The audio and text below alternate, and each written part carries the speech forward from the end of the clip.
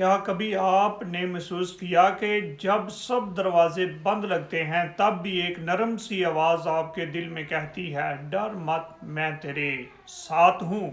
وہ آواز روح القدس کی ہوتی ہے۔ وہ صرف طاقت نہیں بلکہ خدا کی موجودگی ہے جو ہمارے اندر رہتی ہے۔ آج ہم روح القدس ہمارا مددگار اور رہنما کے بارے میں سیکھیں گے۔ پہلا پوائنٹ، روح القدس کا وعدہ، خدا کی حضوری کا تحفہ۔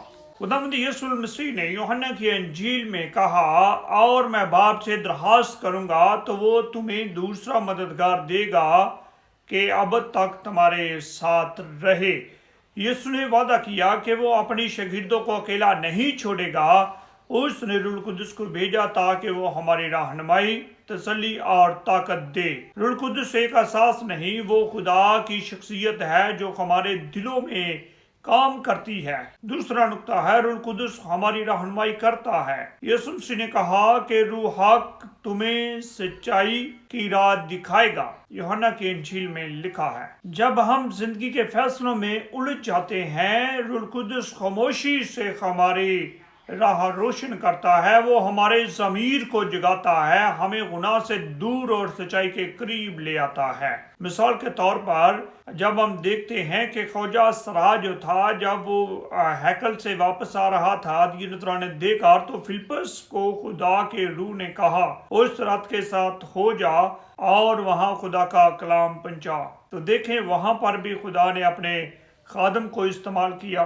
رسولوں کے اعمال کی کتاب 8واں باب اور اس کی 29ویں آیت میں لکھا ہے، روح نے فلپس سے کہا نزدیک جا کر اس رات کے ساتھ ہو لے۔ پس فلپس نے اس طرف دوڑ کر اسے یسایا نبی کا صحیفہ پڑھتے سنا اور اس سے کہا جو تو پڑھتا ہے اسے سمجھتا بھی ہے۔ یعنی روح کی رہنمائی ہمیشہ امن، سچائی اور خدا کی مرضی کی طرف لے جاتی ہے۔ روح القدس ہماری کمزوریوں میں مددگار۔ رومیوں کے خط میں لکھا ہے کہ اسی طرح روح بھی ہماری کمزوریوں میں مدد کرتا ہے۔ کبھی ہم دعا نہیں کر پاتے، الفاظ نہیں ملتے، تب روح القدس خود ہماری طرف سے آہیں بھر بھر کر دعا کرتا ہے۔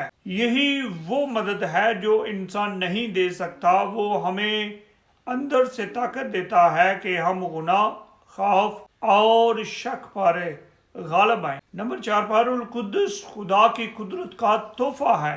جب روح القدس تم پر نازل ہوگا تو تم قوت پاؤ گے۔ یسوع مسیح نے اپنے شاگردوں سے کہا، شاگرد کمزور اور خوف زدہ تھے، مگر جب روح القدس نازل ہوا تو وہ جرأت مند، پر ایمان اور معجزے کرنے والے گواہ بن گئے۔ روح القدس ہمیں وہ طاقت دیتا ہے جو انسان میں نہیں بلکہ صرف خدا سے آتی ہے۔ 5واں نقطہ ہے، روح القدس کے پھل، نئی زندگی کی نشانی۔ جب غلطیوں 5ویں باب کی 22ویں 23ویں آیت پڑھتے ہیں تو وہاں پر ہمیں لکھا ہوا ملتا ہے کہ روح کے پھل محبت، خوشی، اطمینان، تحمل، نیکی، بلائی، ایمان، حلم پرستی اور پرہیزگاری ہیں۔ اگر روح القدس ہمارے اندر کام کر رہا ہے تو ہمارے کردار میں تبدیلی آتی ہے۔ تلخی کی بجائے محبت، غصے کی بجائے امن اور شک کے بجائے ایمان میں چلنے لگتے ہیں۔ سوائیں خدا کے حضور جھکے، اور آج کے سوائیں خدا کے حضور جھکتے ہیں اور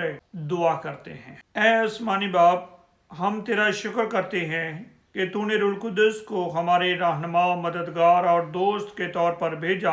ہمیں سکھا کہ ہم تیری روح کی آواز سن سکیں اور ہر دن تو تیرے راستے پر چل سکیں۔ یسوع کے نام میں آمین۔ روح القدس صرف ایک طاقت نہیں، وہ خدا کی موجودگی ہے جو تمہارے اندر رہتی ہے۔ اگر آپ چاہتے ہیں کہ روح القدس آپ کی زندگی میں کام کرے تو دل سے کہے، اے روح القدس میری رہنمائی کر۔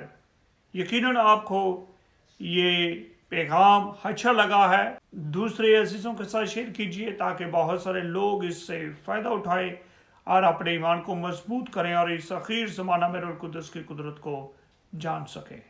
آمین۔